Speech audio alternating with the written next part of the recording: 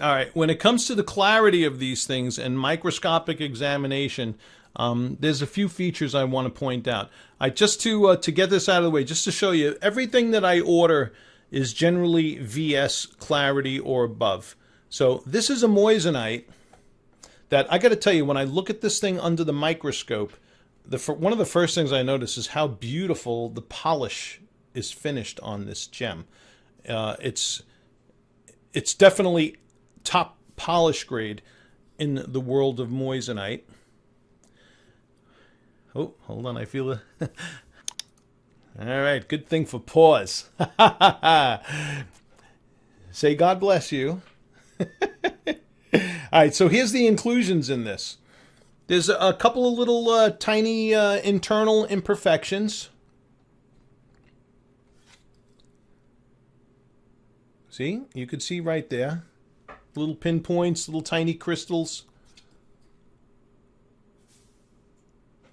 Okay, you might see a little dust there on the top. Nothing to get excited about. Here's a few little pinpoint inclusions. But a nice clean gem, to grade it as a VS1 would be fine. Yep. Now, a couple of other things I want to point out. First of all, I also see how beautifully symmetrical it's cut. One of the things that separates my moissanites also from my competitors is the girdle. Okay. Hold on, I'm going to get this better on the screen for you. I'm blocking it with the tweezers. Okay, as most of you know, I've been in the retail trade for, oh goodness, well, I've been online since 1998 when I started with my family business, good old gold back then, but I'm on my own now. And when people used to bring in gemstones to sell us, one of the first things that was a dead giveaway on faux gemstones was that the girdle would never be faceted. Okay, now the girdle of the diamond, I'm sorry, of this moissanite is this rim, okay, that I'm pointing to with the mouse right now. And on just about every kind of faux gemstone, they don't have faceted girdles. That takes a long time to do, you know. To sit there and facet the whole girdle. There's somewhere in the neighborhood of, I think, 67 or 72 facets on the girdle. I forget exactly how much. But the fact that this has a beautifully polished and faceted girdle, that's an extra step that my cutters take when they are cutting the moissanite.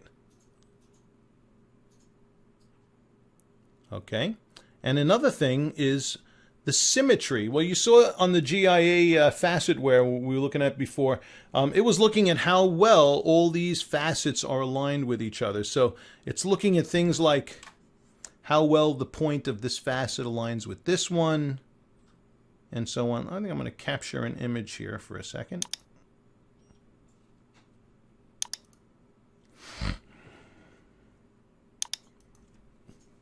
Okay, so you got the idea there with the girdle. You see what we're talking about.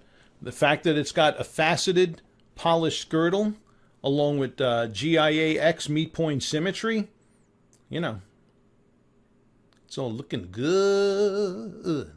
All right, now. Womp womp. You got the idea. They just threw that on the wheel and just threw a girdle on there. It's nothing like, look, this facet on the bottom doesn't even come to the top.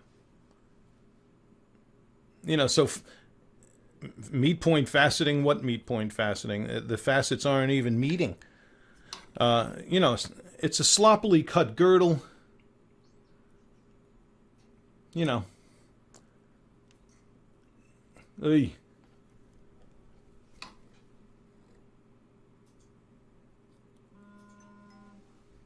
This almost looks like a doublet. It almost looks like the crown was slapped onto the pavilion in two separate pieces.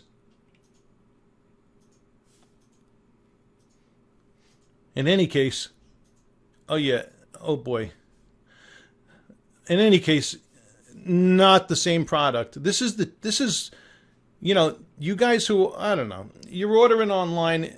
I understand you want the cheapest thing you can get sometimes, but let me just tell you, you're getting what you're paying for. Simple as that.